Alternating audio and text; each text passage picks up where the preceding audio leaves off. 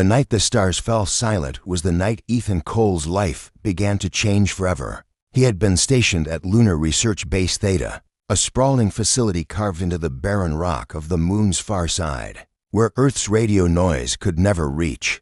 For 6 years, Ethan had worked as an astrophysicist for the Interstellar Signal Observatory, monitoring faint whispers from the void, pulsars, quasars, the cosmic background radiation. It was, by all accounts, a quiet, uneventful life, until the anomaly appeared. At 3:17 UTC, the array detected something impossible.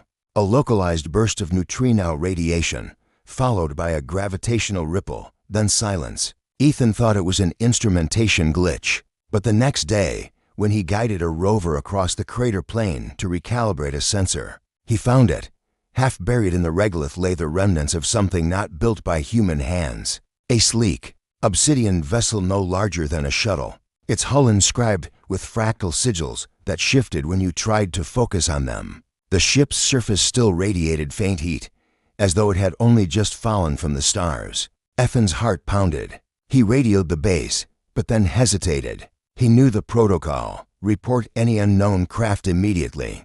The discovery would vanish into the clutches of Earth's military-industrial complex, disassembled and studied behind layers of classified secrecy. And if there was someone, or something, alive inside, it would be treated as a specimen, not a being. And then he heard the sound, a faint, rhythmic pulse like a heartbeat, emanated from within the wreckage. Against every regulation, Ethan pried open the shattered hatch. Inside, crumpled against a collapsed control chair, was an alien. It was humanoid in shape but taller, its limbs longer and more graceful. Its skin was a deep cobalt blue that seemed to shimmer faintly in the lunar light. Bioluminescent veins traced patterns across its temples, pulsing weakly with life. Its eyes, when they fluttered open, glowed like liquid amethyst. It spoke, not in words, but directly into Ethan's mind. Help me. A friendship beyond world alien, who would later introduce himself as Zareth, son of the ninth moon, was the envoy of a distant civilization known as the Valari Empire, a race that had mastered the mysteries of wormholes, biosentience, and telepathic communion. His vessel had been ambushed by raiders while en route to a diplomatic summit beyond human space, and in a desperate maneuver, he had flung himself through an unstable jump, crash landing near Earth's moon. Ethan smuggled Zareth into one of the abandoned geothermal chambers beneath Base Theta, where he nursed the being back to health in secret. He fabricated sensor data to hide the crash, forged maintenance logs to conceal his absences, and even stole medical supplies under false pretenses. It was a risk that could have cost him his career or his freedom, but something in Zareth's eyes told him it was worth it. Weeks turned into months. Zareth's strength returned slowly, but so did something else, a bond. They talked for hours in a mixture of telepathic impressions and halting spoken words. Ethan shared stories of Earth's art, its music, its endless wars and stubborn hopes. Zareth spoke of Valari society, a civilization built on trust, where betrayal was the greatest sin, and where bonds of loyalty were considered sacred. Ethan learned that Valari did not have families in the human sense. They had soulkin, individuals chosen by shared experiences, mutual respect, and deep personal resonance. To be someone's soulkin was to become their closest confidant, their family in spirit. Zareth often teased him about human habits, their obsession with money, their fear of the unknown. Ethan teased back about Valari arrogance and their overly poetic language. They laughed together under the artificial lights of the lunar caverns. To beings from opposite ends of the galaxy united by curiosity and kindness. In time, Ethan repaired enough of Zareth's ship to send a beacon. One night, a Valari retrieval vessel slipped silently into orbit, cloaked from human sensors. Zareth embraced his friend, a gesture that felt oddly natural. Despite the alien's three-jointed arms, "I owe you more than my life, Ethan Cole," Zareth said through their shared thoughts. "In my world, such a debt is never forgotten." "You don't owe me anything," Ethan replied. "Friends help each other. That's all." Zareth's eyes glimmered with something Ethan couldn't quite name. Respect, perhaps, or gratitude deeper than words. The end of a journey for the next decade. They kept in touch sporadically, Valari vessels would sometimes visit the Sol system under the guise of cometary anomalies, and Ethan would meet Zareth aboard them for brief conversations that stretched late into lunar nights. They exchanged knowledge, theories, dreams for a future where Earth might stand among the stars as equals, not primitives. Then, one day, the messages stopped. Ethan waited. Weeks passed, then months, until a final transmission arrived, encoded in Valari glyphs. My time nears its end, Solkin. I go to walk the path of stars. Know that you are not forgotten. Ethan's chest ached as he read the words. Valari did not fear death. They believed it was a transformation, a return to the cosmic flow.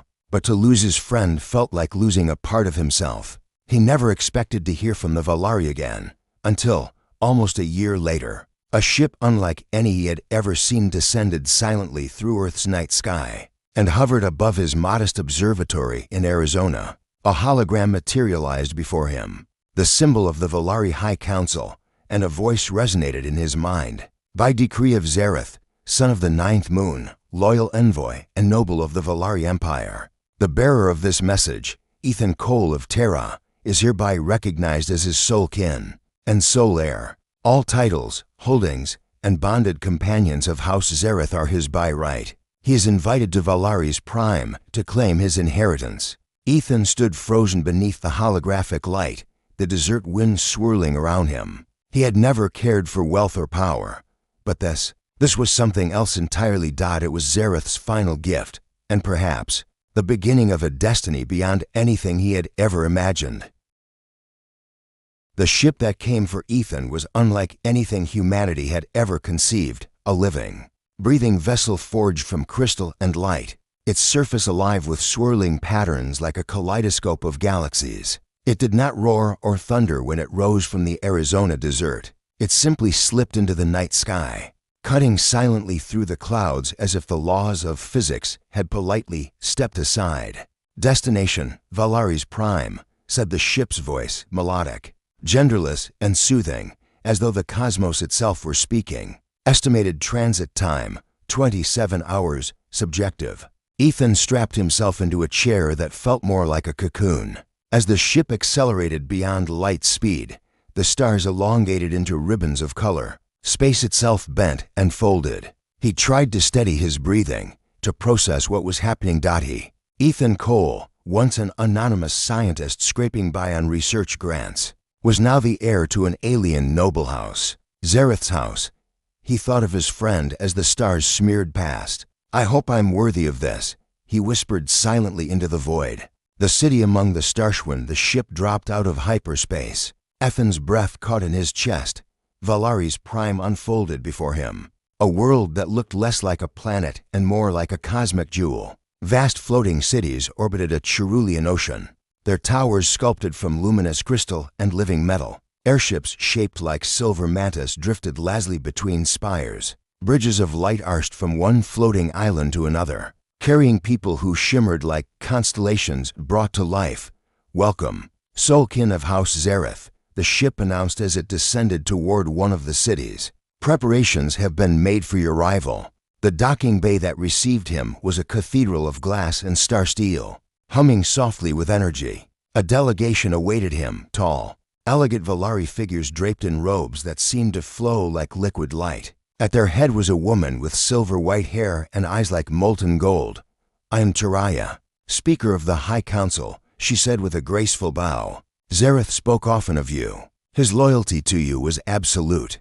On behalf of the Council, welcome home. Home. The word struck Ethan deeper than he expected. He had never felt like he belonged anywhere before. Not on Earth, not even on the moon. But here, in the heart of a civilization beyond imagination, he felt the faint stirrings of belonging. The house of the ninth moon transport pod carried Ethan across the shimmering expanse of Valari's, prime to a place known as the House of the Ninth Moon, Zareth's ancestral estate, and now his.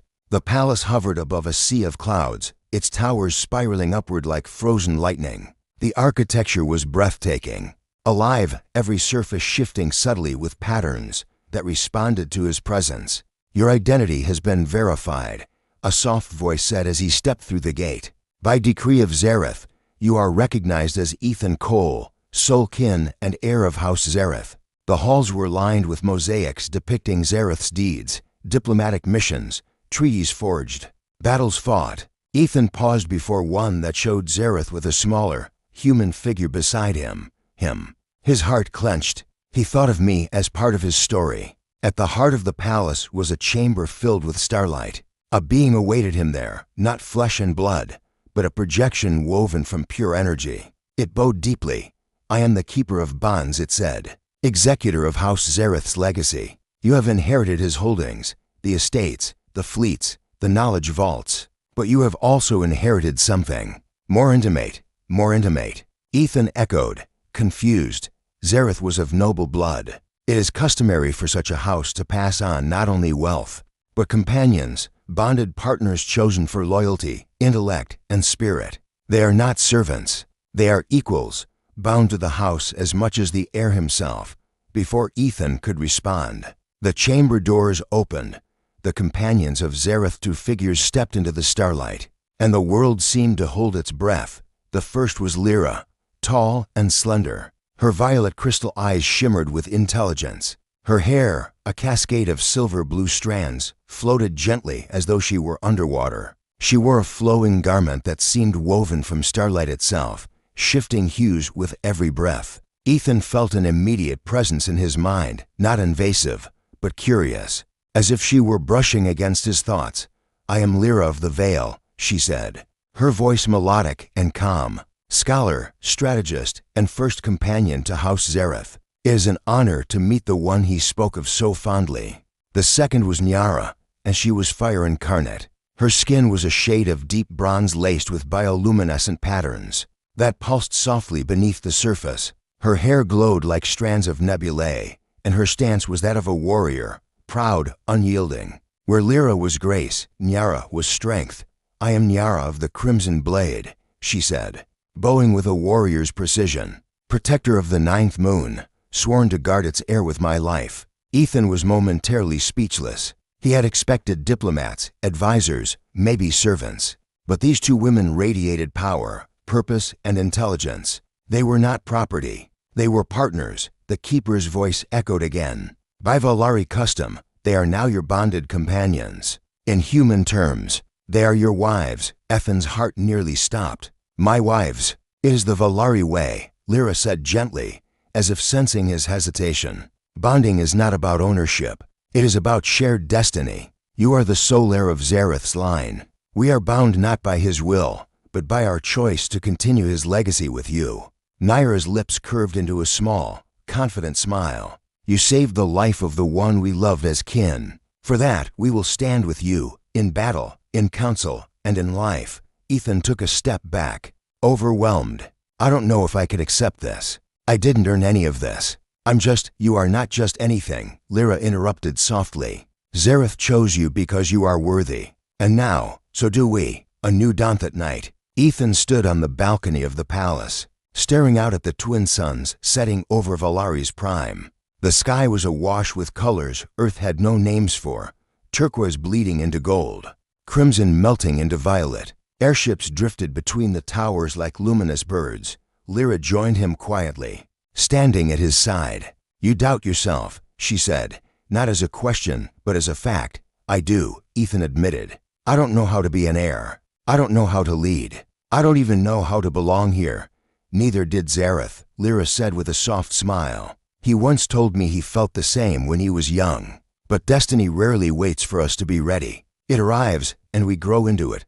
Nyara appeared on his other side, leaning against the balcony rail. "And you won't face it alone. We are with you, always." Ethan looked from one to the other, the scholar and the warrior, the mind and the blade, and something inside him shifted. Maybe he wasn't ready yet, but maybe with their help, he could be far above. The first stars blinked into view, scattered like diamonds across the night, and among them, he imagined Zareth watching, smiling that knowing smile. "I'll try," Ethan whispered to the wind. "For you, my friend. For all of you." Ethan Cole had been on Valari's prime for nearly 8 months, and yet there were still mornings when he woke up, and expected to see the gray walls of his lunar laboratory, the hum of old Earth technology, the distant glow of Earth's blue marble hanging in space. Instead, he awoke in a palace that hovered above the clouds, a living structure of crystal and biometal, its walls shifting softly with the rhythm of his heartbeat. And instead of the lonely silence of his old life, there was now Lyra's quiet laughter in the library, and Naira's voice calling him to training in the courtyard. He had not only inherited wealth and a title, he had inherited a life. But with that life came responsibility and danger. The weight of a legacy every day was a lesson. Lyra guided him through the labyrinthine politics of the Valari Empire, a star-spanning civilization with hundreds of noble houses, each vying for power and influence. She taught him their history, their legal codes, and their subtle rituals of etiquette. With her patient instruction, Ethan learned how to stand in the Hall of Suns, the Valari equivalent of a senate, and speak without offending a dozen rival factions. Nyara, meanwhile, trained him in the arts of defense. At first, he struggled. Valari combat was a dance of precision and instinct, a blend of mental focus and physical agility. But Nyara was relentless. "You are heir to House Zareth," she would remind him. "That makes you a target, and if you cannot protect yourself, you will not survive." The pressure was immense. Some nights Ethan collapsed into bed, exhausted and overwhelmed. He would stare at the ceiling, wondering if Zareth had made a mistake in choosing him. But then he would remember his friend's voice. "I chose you because you act not from fear, but from heart." It was enough to keep him going.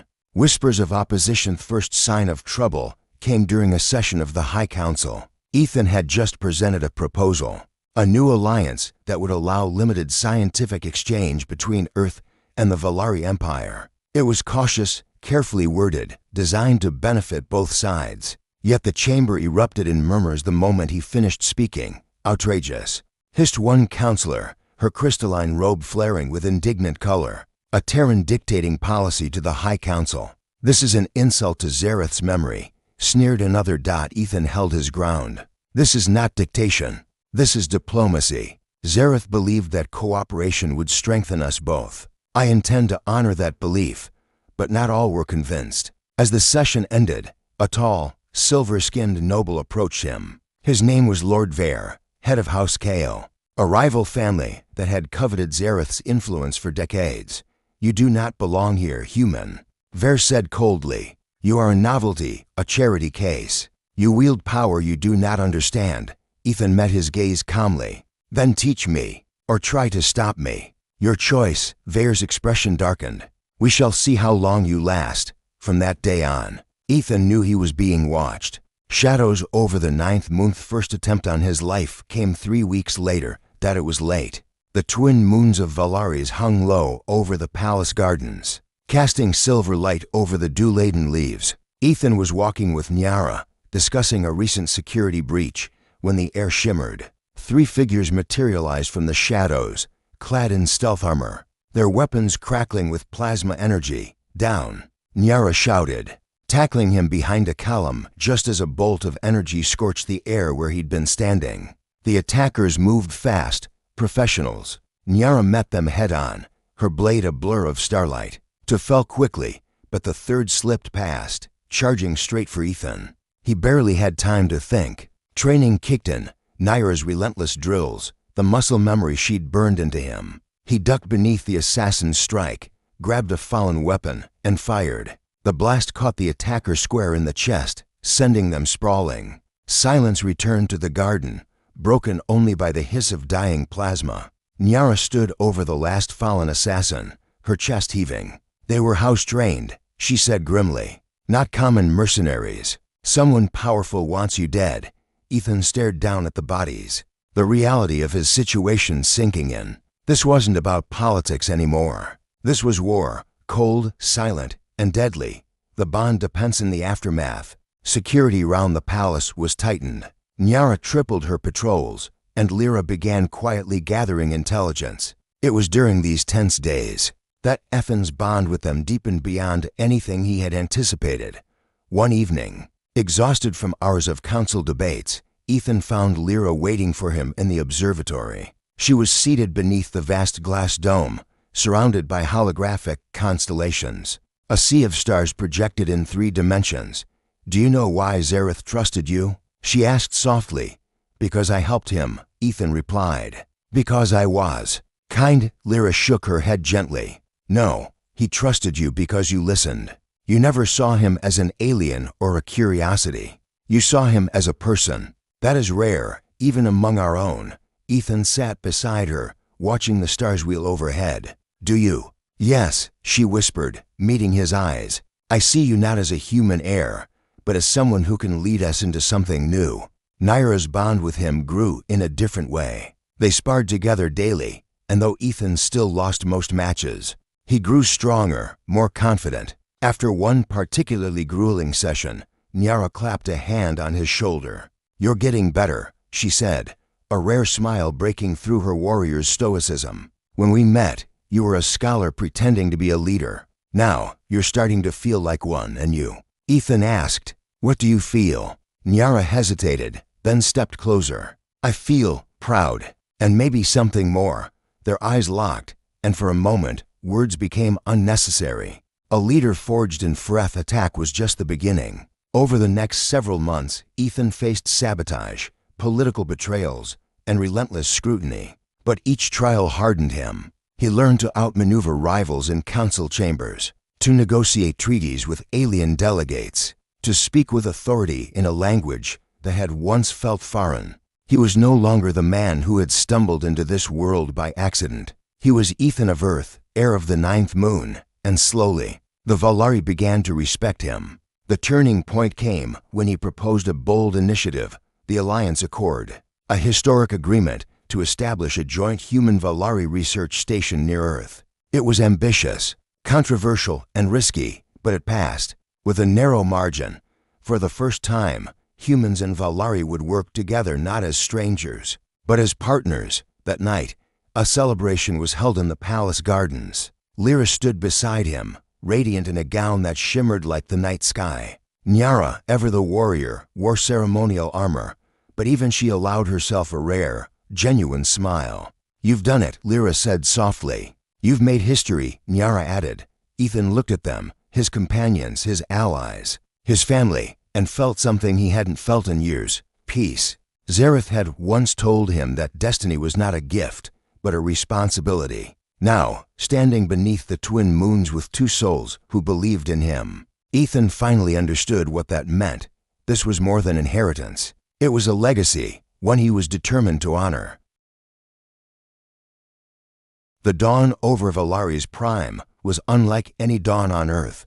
Twin suns crested the horizon in tandem, one golden, one pale blue, painting the sky in a riot of colors that no human language had ever named. The city below glimmered as if dusted with liquid diamond, and the star bridges that linked its floating spires pulsed gently with morning light. Ethan Cole stood on the balcony of his palace, the wind tugging at the long ceremonial cloak that now marked him as heir of the 9th moon.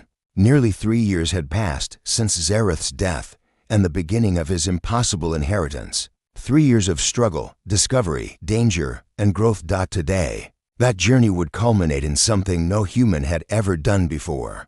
The Alliance Accord, which had begun as a fragile idea whispered in council chambers, was now reality. In the orbit above Earth's moon, construction had begun on Haven Station, the first joint human Valari research hub, staffed equally by scientists from both civilizations. Valari bioengineering had already eradicated 2 major diseases on Earth, and human ingenuity had helped the Valari optimize their faster-than-light drives.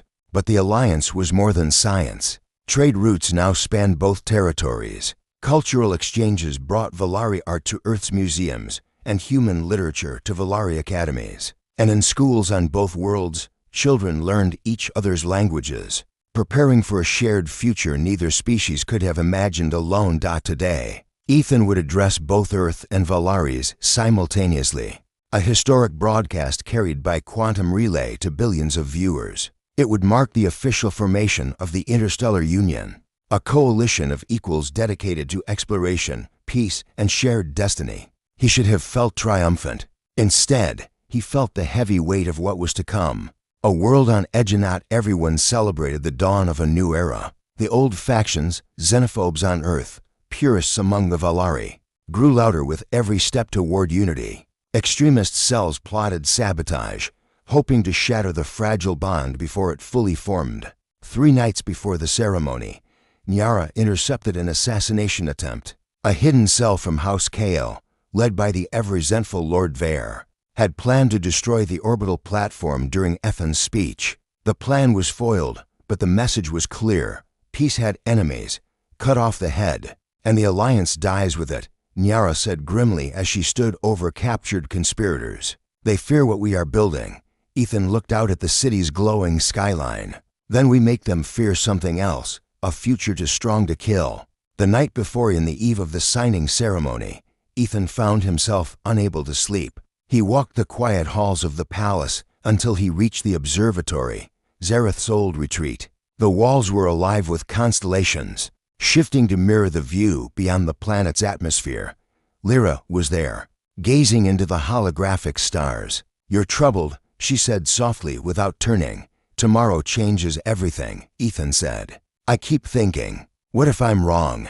What if the Alliance falls apart? What if Zareth chose the wrong person?" Lyra turned, her violet eyes warm and unwavering. "Zareth didn't choose you because you were perfect. He chose you because you try. That is what leaders do. They try, even when failure is possible." He smiled faintly. "I wish he were here to see this." "He is," Lyra whispered, pressing a hand to his chest. "Every choice you make carries his spirit forward. And every star we reach will be because you dared to step beyond Earth." Later that night, Nyara joined him on the balcony, 2 cups of Valari nectar in hand. "Can't sleep?" she asked, not a wink. "Good. Sleep is for those without purpose," she smirked. Then her expression softened. "I fought hundreds of battles before I met you. Won most of them, but this is the first war I've fought with hope as the prize." Ethan met her gaze. "Would you do it again?" Nyara leaned close until her forehead touched his. "1,000 times. With you."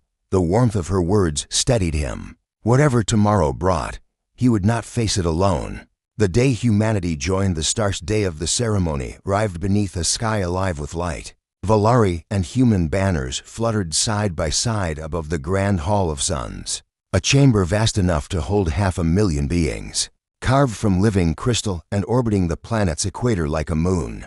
Delegates from hundreds of worlds filled the tiers, their appearances as varied as the stars themselves. Winged diplomats from Ondariix, crystalline envoys from the Trissan Collective, cyber-organic scholars from the Rim colonies.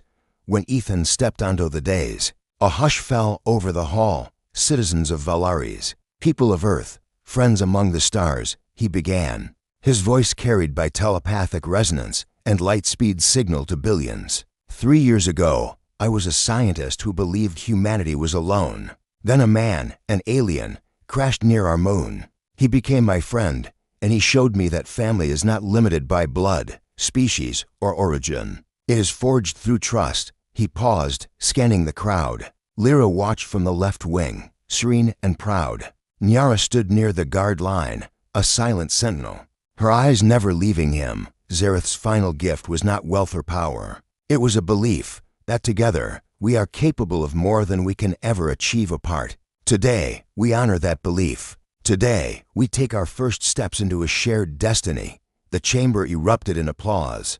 A sound like thunder echoed by cheers across 2 worlds. Ethan signed the accord alongside Turaya, the council speaker, and an Earth ambassador. The documents dissolved into light, embedding themselves into the Union's legal databanks. History had been written, a new beginning that night. The celebration stretched from the floating gardens of Valari's prime to the streets of New Geneva on Earth. For the first time, humans danced alongside alien neighbors, and Valari citizens toasted to the future with Earth wine. The stars themselves seemed to burn brighter. Ethan slipped away from the festivities, seeking quiet in the palace gardens. It was there that Lyra and Nyara found him, one on either side, as they had been since the day he arrived. "You've changed the galaxy," Lyra said, her voice filled with quiet pride. "We've changed it," Ethan corrected gently. Nyara chuckled. "And we're not done. The frontier is vast. There are still worlds to explore, threats to face, and fools to humble. Ethan laughed, the weight of years lifting from his shoulders. Then we'll face them together. The three of them stood beneath the twin moons hand in hand. The scientist from Earth, the scholar of stars, and the warrior forged in battle. Around them, the night was alive with the hum of distant ships, each carrying explorers to unknown corners of the cosmos. Ethan glanced upward, his gaze settling on a constellation Zareth had once shown him. He remembered his friend's words, "Legacy is not what we leave behind. It is the future we build for others."